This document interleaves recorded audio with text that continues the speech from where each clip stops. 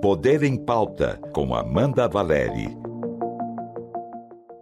Olá, seja bem-vinda, seja bem-vindo ao Poder em Pauta, diretamente dos estúdios da Rádio Cultura, e toda semana um episódio novo. E hoje a gente vai falar de novo do tarifaço imposto pelos Estados Unidos aos produtos brasileiros, porque agora é oficial. Se as negociações não avançarem, a tarifa começa a valer a partir de 6 de agosto para alguns setores. Então, para a gente entender as consequências dessa medida, o Poder em Pauta recebe o professor de Relações Internacionais, Carlos Gustavo Poggio, diretamente dos Estados Unidos. Professor, seja bem-vindo.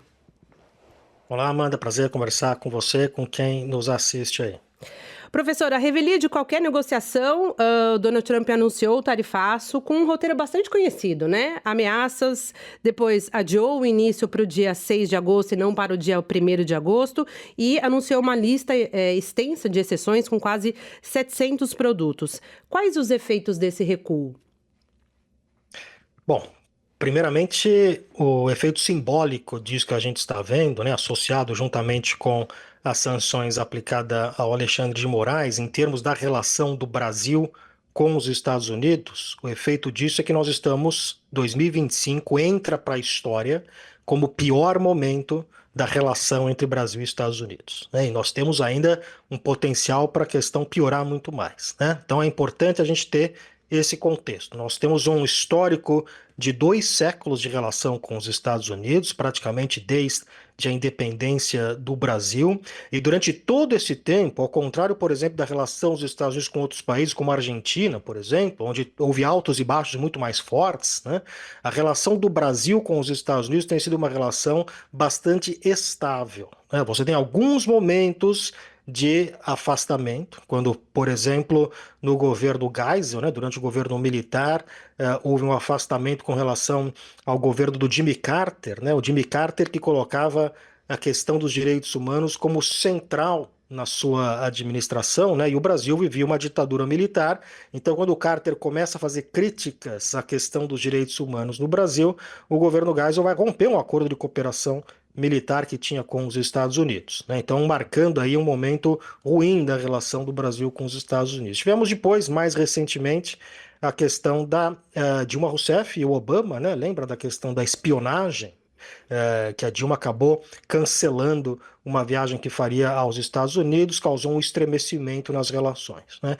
Mas, em linhas gerais, a gente não vê grandes momentos de ruptura da relação entre Brasil e Estados Unidos, né? O que nós vimos nesta ordem executiva do Donald Trump, ele chama o Brasil de uma ameaça, né? As ameaças que o Brasil representa à política externa dos Estados Unidos. Então, primeiramente, nós estamos num terreno inédito, né? Isto, independente do impacto econômico, né, dele recuar aqui ou acolá, e ele ter recuado indica talvez aí que ele está um pouco preocupado com os efeitos dessas tarifas, né? Por que, por exemplo, ele coloca entre as exceções o suco de laranja? Ora, porque sabe que vai aumentar o preço do suco de laranja, a despeito do fato de que ele conta para os seus apoiadores que aumentar a tarifa não tem impacto no preço, que quem paga, na verdade, são os países estrangeiros, não é o consumidor norte-americano, né? Mas a gente vê que não é bem assim quando a gente vê esses recuos. Mas acho que a primeira coisa para a gente poder partir a nossa conversa, entender o que está acontecendo, é ter esse contexto de onde nós estamos, no contexto maior das relações históricas entre Brasil e Estados Unidos, né? O Brasil, que é um país amigo, aliado tradicional dos Estados Unidos, o único país da América Latina a enviar tropas na Segunda Guerra Mundial. Nós temos, portanto, um histórico de relações que está sendo jogado no lixo por conta dessas ações recentes que nós estamos vendo, né? Então, para além dos impactos econômicos que nós vamos começar a sentir, podemos depois conversar melhor sobre isso, eu acho que a questão principal é o impacto na relação de longo prazo do Brasil com os Estados Unidos, porque o que nós estamos diante aqui não é simplesmente o Trump, né? O Trump pode sair do governo amanhã, mas acho que definitivamente fica uma mácula nas relações entre Brasil e Estados Unidos que pode ter efeitos de longo prazo. Futuros governos brasileiros devem olhar para os Estados Unidos de forma muito mais receosa, né? Olhar para um país que pode de repente ter uma mudança de governo e entrar um outro governo que vai tratar o Brasil como um pária e não como um país amigo, uma democracia entre as maiores democracias das Américas, né? Sempre teve esse tipo de relacionamento com os Estados Unidos. Portanto, nós estamos num momento muito delicado dessas relações e acho que os próximos passos vão ser bastante importantes aí para a gente entender que caminho isso vai tomar. Da primeira carta para esse decreto, houve a citação, como você já mencionou, né, em relação à segurança nacional dos Estados Unidos, que o Brasil é uma ameaça à economia, à política externa. Ele citou diretamente o ministro do STF, Alexandre de Moraes. Mais uma vez, evidencia que a motivação não é comercial e sim política, com um componente ideológico bastante forte. Se a gente olhar, né, por que o Donald Trump, existe essa questão da dizer que é uma ameaça, né, mas se você olhar do ponto de vista técnico, o presidente dos Estados Unidos, o presidente norte-americano, não tem poder para impor tarifas, né? Constitucionalmente, está na Constituição americana que cabe ao Congresso Nacional o poder de impor tarifas, né? Então veja que, por exemplo, quando Bill Clinton estava negociando nos anos 90 a chamada Área de Livre Comércio das Américas, a ALCA, ele foi ao Congresso norte-americano para pedir uma autorização para poder fazer essas negociações, né?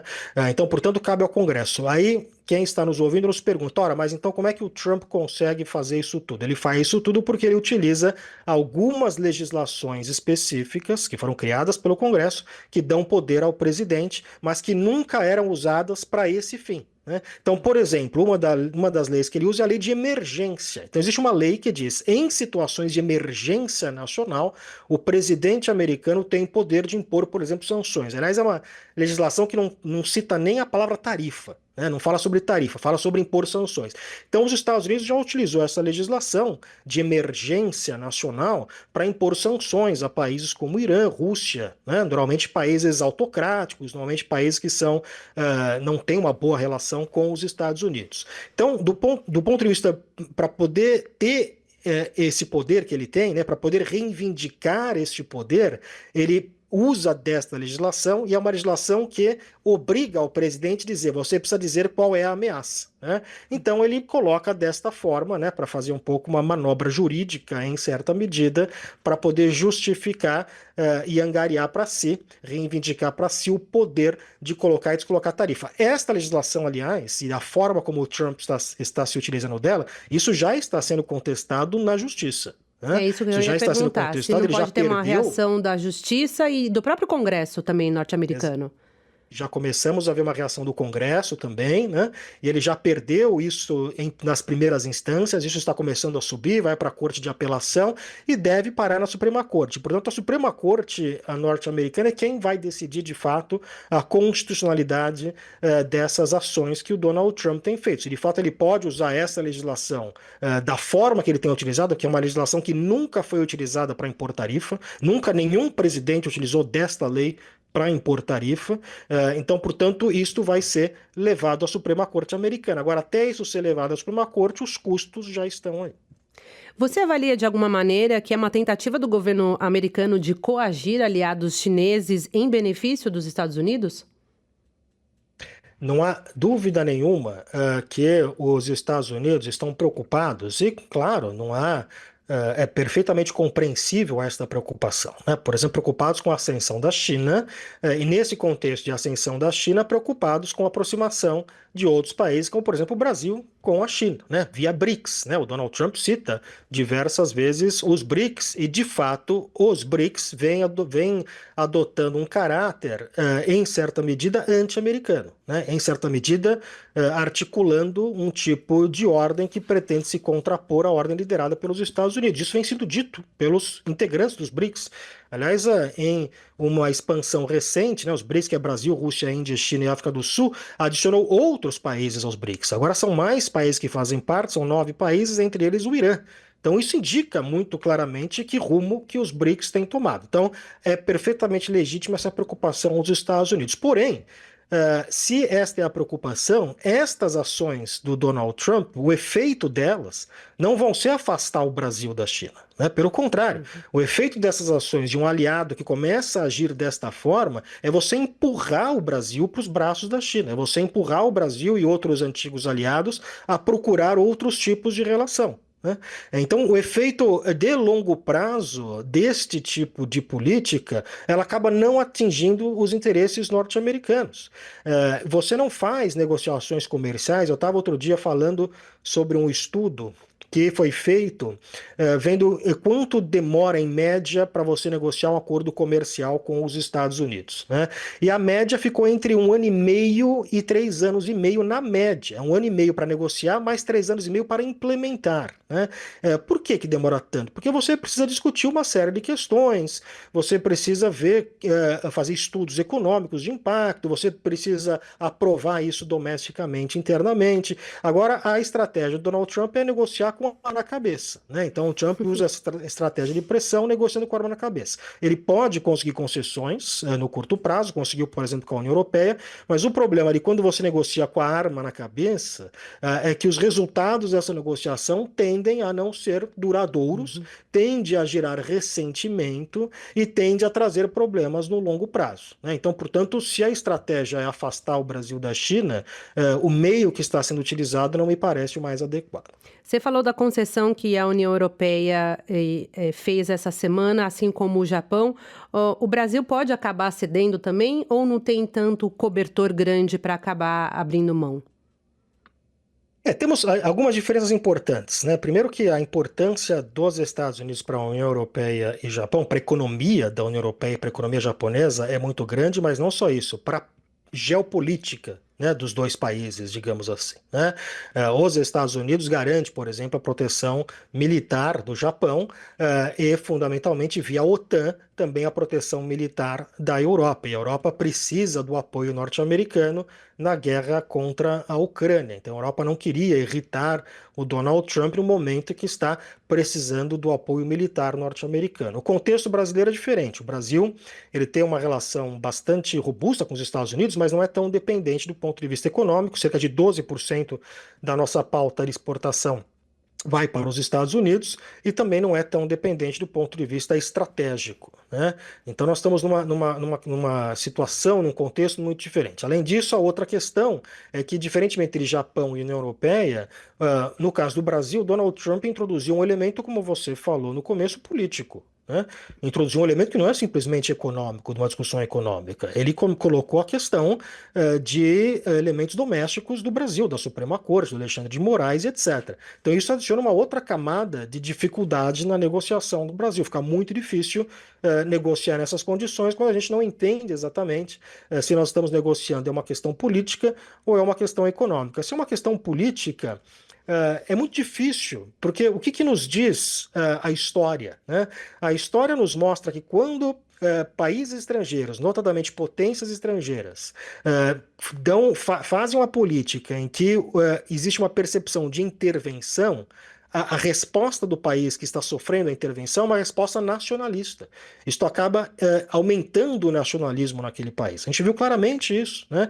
Veja que, por exemplo, não é por outra razão que, se a gente pensar, por exemplo, durante a relação dos Estados Unidos antes do golpe militar em 64, os Estados Unidos, como sabemos, né, isso é fartamente documentado, apoiava o golpe, né?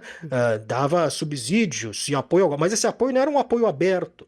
Não era um apoio que iria o John Kennedy ou o Lyndon Johnson e falava, queremos derrubar o governo brasileiro. Por que não era aberto? Porque sabia-se, e de novo, isso é amplamente, fartamente documentado, eles sabiam que este tipo de intervenção aberta iria estimular o nacionalismo nos Estados Unidos, poderia unir no Brasil, poderia unir as esquerdas no Brasil, poderia unir as forças anti-americanas no Brasil e tornaria o objetivo político dos Estados Unidos mais difícil, né?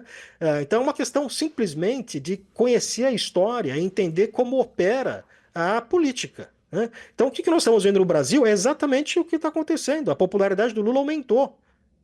Isso seguindo um padrão que a gente viu acontecer no Canadá, que a gente viu acontecer na Austrália, que a gente viu acontecer na Alemanha. É um padrão conhecido já da ciência política e estudado da ciência política, né? Então a gente tem visto que essa inclusão de questões políticas na negociação com o Brasil dificulta muito qualquer tipo de negociação. E aí não seria para atender uma pauta da extrema-direita de uma forma global? Sem dúvida nenhuma existe essa pressão, existe essa rede, né, que se vê dessa direita populista, né, representada pelo Stephen Bannon nos Estados Unidos, e as relações que foram construídas do Eduardo Bolsonaro e outros integrantes próximos à família Bolsonaro com este movimento dentro dos Estados Unidos, né. O Donald Trump, ele não é líder de um partido, ele é líder de um movimento, né, movimento político. Então, certamente existe essa questão, né, e o Donald Trump tem a sensibilidade do Trump é porque é muito similar ao processo que ele sofreu nos Estados Unidos, né? Então isso também toca muito numa questão pessoal dele. Então há esse elemento, certamente o elemento ideológico, o que, novamente, torna muito difícil qualquer tipo de negociação, né? Quando você começa uma negociação dizendo, olha, eu quero que você mude a sua política, eu quero que você faça diferente do que você tem feito até agora. Isso é muito complicado, né? E, de novo, a história não nos dá razão para a gente acreditar que este tipo de pressão costuma ser bem sucedido. Então, recorrer a mecanismos internacionais como a OMC, que está esvaziada, não pode, então, surtir um efeito prático, simplesmente só validar o discurso do Itamaraty? Eu acho que o Brasil ele deve se utilizar de todas as ferramentas de que dispõe, né? A OMC, como você disse, que é a Organização Mundial do Comércio, está extremamente fragilizada, né? Tudo isso que o Donald Trump tem feito é frontalmente contrário às regras da OMC, que é uma organização que foi patrocinada, sustentada, criada, em certa medida, pelos Estados Unidos, né? Com a ideia de multilateralizar o livre comércio, abrir mercados, que sempre foi essa a preocupação dos governantes norte-americanos, através de abrir o seu próprio mercado, também para servir como exemplo, e também porque gera benefícios para a população norte-americana, e isso Donald Trump tem, em certa medida, subvertido. Então a OMC está basicamente sucateada hoje. Ela é ignorada pelo Donald Trump e, portanto, ignorada tende também a ser ignorada por outros países. Agora, o Brasil cabe sim, começa processo da OMC, eles tendem a durar muito tempo, né? E não se sabe se o Donald Trump vai permanecer no poder até que isso seja resolvido pela OMC, mas eu acho que é uma via possível que o Brasil deve recorrer junto com outras vias. E como é que o tarifaço tem repercutido aí nos Estados Unidos, tanto entre parlamentares, empresários e os cidadãos? É curioso que todas as pesquisas que são feitas, né, com relação especificamente às tarifas, a gente percebe que existe 1/3 dos americanos que tende a ser favorável às tarifas e o restante do país, a maioria do país, contrária à questão das tarifas, né? Tem sempre aqueles que não têm uma opinião formada, né? Mas se você compara os que são favoráveis com os que são contrários, os que são contrários às tarifas são um grupo maior do que aqueles que são favoráveis, né? Isso porque, por princípio, existe essa oposição. O que a gente tende a ver é que caso essas tarifas todas colocadas pelo Donald Trump levem ao aumento de preço generalizado nos Estados Unidos, a gente deve esperar que uma oposição ainda maior com relação às tarifas, né? Então você tem uma minoria barulhenta, mas é uma minoria que é favorável às tarifas, e uma maioria que é contrária. Tem uma parcela da população que está meio esperando para ver no que vai dar, está dando esperando, né, dando para o Donald Trump algum tipo de benefício da dúvida, digamos assim, né? Vamos esperar para ver o que acontece. Então, portanto, a gente vai ter que ver os resultados, né?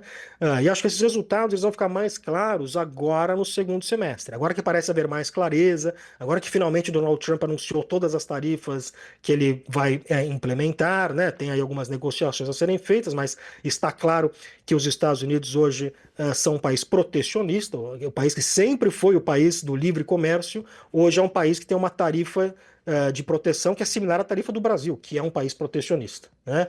Os Estados Unidos saiu de uma tarifa média de 1, 2%, vai para uma tarifa média acima de 10% agora, né?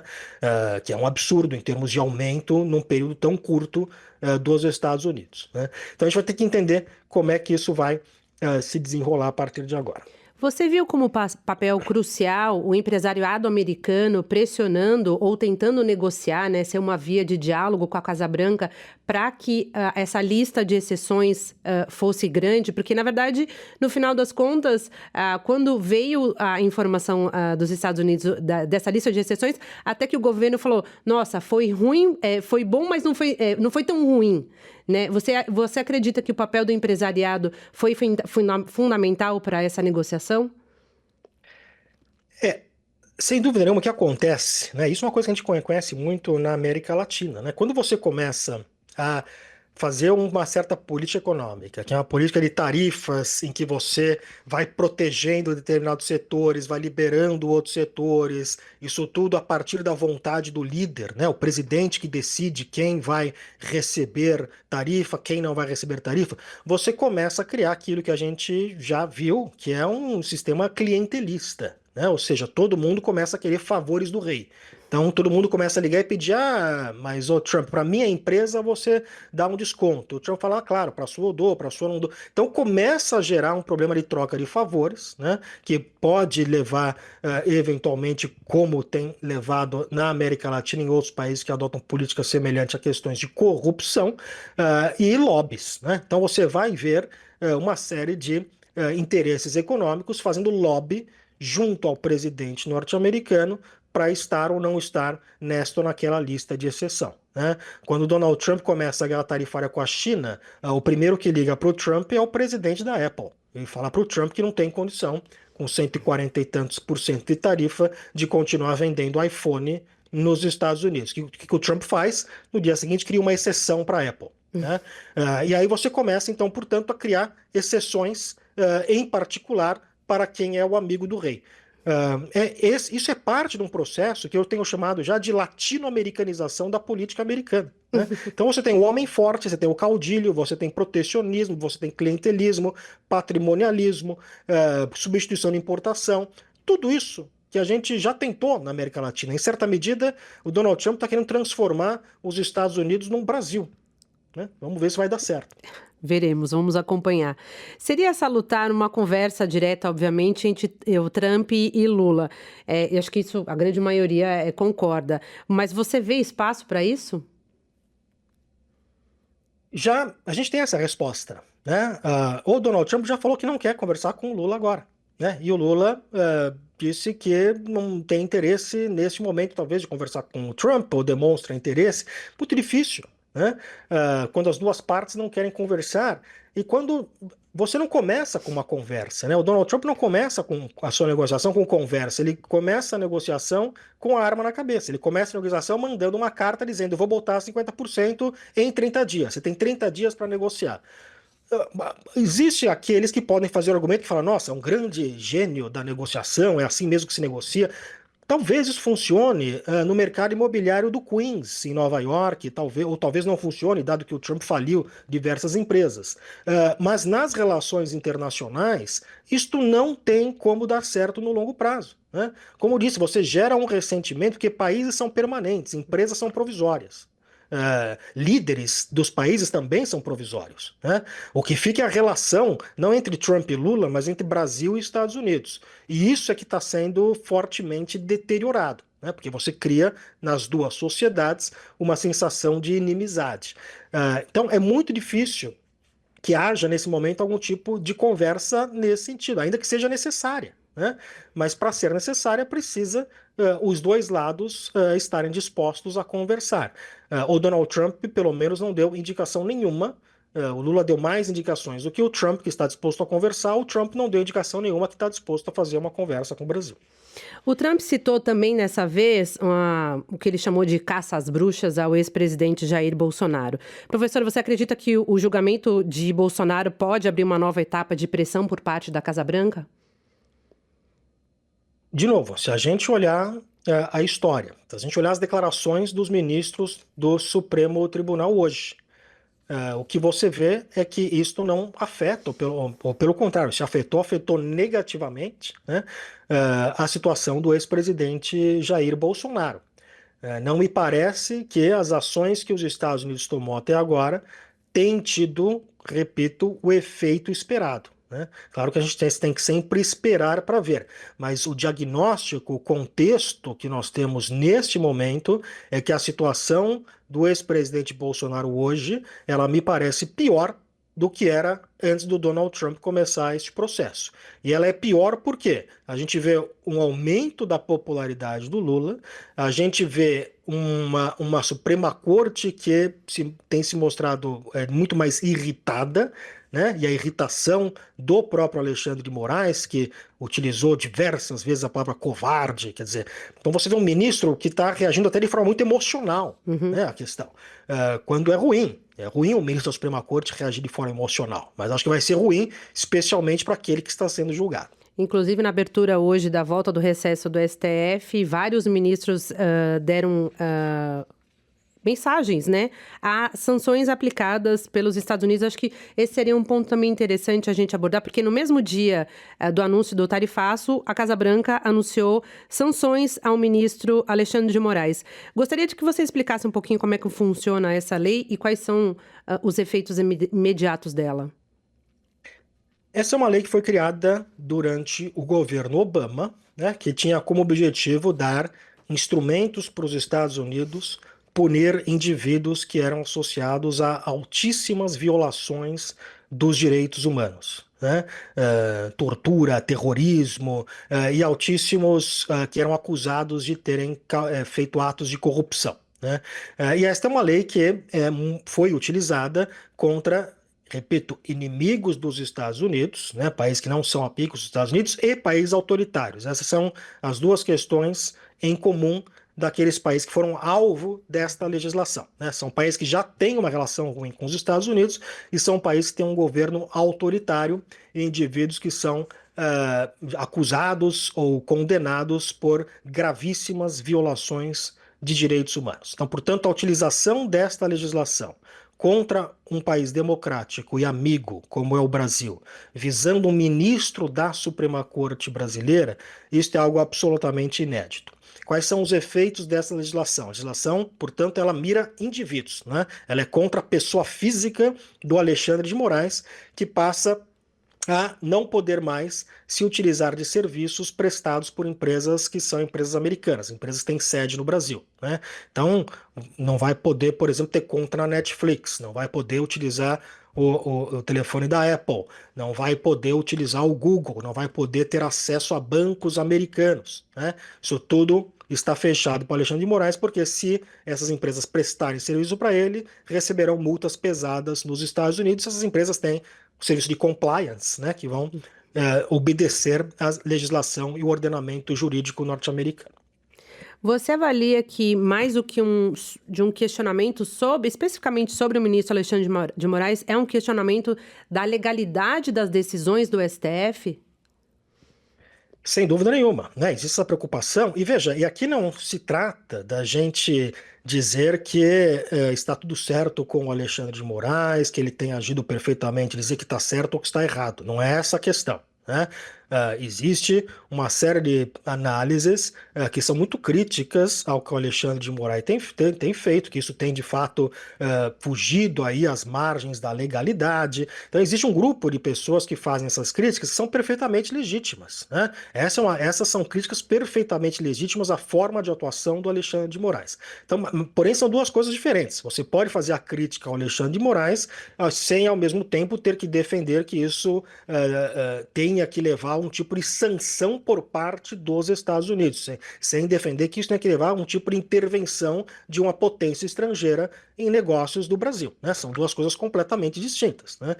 Imagine você para a gente falar a linguagem de quem no Brasil muito polarizado, né? Então tem quem apoia um lado ou um outro. Então imagina se você tem uma situação inversa. Você tem, por exemplo, o Lula preso no Brasil e o Biden na presidência norte-americana, e o Biden coloca e o Bolsonaro como presidente, é um hipotético, porque não tinha essa combinação exatamente, mas só para a gente fazer um cenário aqui. E aí o Biden, como presidente dos Estados Unidos, começa a sancionar o Brasil porque ele acha que o Lula é um preso político, que o processo do Lula não foi adequado, etc. Quer dizer, como é que você, apoiador do Bolsonaro, se sentiria ao ver isso, né? Então, se a gente, quando a gente passa a não olhar apenas a partir do viés, né, de eu apoio este ou aquele, mas da questão em si, a gente percebe que tem um problema muito grande aqui, né? Então acho que a gente tem que saber separar essas duas coisas. As críticas legítimas, que são a conduta do Alexandre de Moraes, sem necessariamente achar que isso deve significar um apoio a uma intervenção de uma potência estrangeira em questões domésticas do Brasil. Como justificativa, Trump impôs as sanções a Alexandre de Moraes usando como argumento censura à liberdade de expressão e abuso de direitos humanos. Lembrando que ele tem reduzido as verbas para a imprensa pública, por exemplo, e apertando o cerco contra os imigrantes ilegais, separando famílias. É o famoso ditado popular, faço o que eu digo, não faço o que eu faço? Eu citei aqui no começo da nossa conversa o Jimmy Carter, né? O Jimmy Carter, ele foi eleito com a bandeira dos direitos humanos. Ele colocou os direitos humanos como centro da política norte-americana. Uma das questões que ele falava na campanha, ele criticava muito a política do Nixon e do Ford, que ele dizia que era uma política desprovida de valores morais, que era uma política que, na verdade, era contrária aos interesses norte-americanos por não defender valores, como, por exemplo, a questão dos direitos humanos. Então, se o Nixon, por exemplo, tinha boas relações com os ditadores da América Latina, o Jimmy Carter dizia não devemos ter boas relações com ditadores, né? Devemos, portanto, salvaguardar os direitos humanos, né? E nesse sentido, como disse, houve um problema com o Brasil. Mas isso porque o Jimmy Carter, de fato, tinha essa questão dos direitos humanos como central na sua agenda. Esta não é a agenda do Donald Trump, né? O que mostra a hipocrisia total do caso brasileiro, utilizando o argumento dos direitos humanos, é que os direitos humanos não é uma preocupação do Donald Trump. Se fosse uma preocupação, ele teria que estar utilizando essa legislação com uma série de violadores na Arábia Saudita, com uma série de violadores em outros países que são aliados dos Estados Unidos, né, que violam sistematicamente também os direitos humanos, muito mais do que o Alexandre de Moraes. Então, portanto, não é uma preocupação, certamente, com os direitos humanos aqui, né? Porque não é o centro da agenda do Donald Trump, não é uma preocupação com o Donald Trump, que tem cortado, por exemplo, o orçamento de ajuda humanitária à África, né? Já tem uma série de países africanos que dependiam da ajuda americana para medicamentos contra a AIDS, e muitas agências estão dizendo que os medicamentos vão acabar em breve porque os Estados Unidos cortou qualquer tipo de ajuda, né? Então, portanto, a gente não vê a centralidade, a grande preocupação com os direitos humanos por parte do Donald Trump. O que nos faz concluir que esse discurso de direitos humanos para aplicar ao Brasil é apenas isso, apenas um discurso que encobre motivações ideológicas outras que não uma defesa genuína dos direitos humanos. O que está por trás também pode ser o julgamento, a regulamentação das redes sociais, das Big Techs, porque a gente pode ver, de repente, esse movimento com o Brasil, que está sendo discutido no STF, e, por exemplo, na Europa, em que há um grande avanço da regulamentação das redes sociais. Eu acho que, sem dúvida, esse é um elemento bastante importante nessa equação.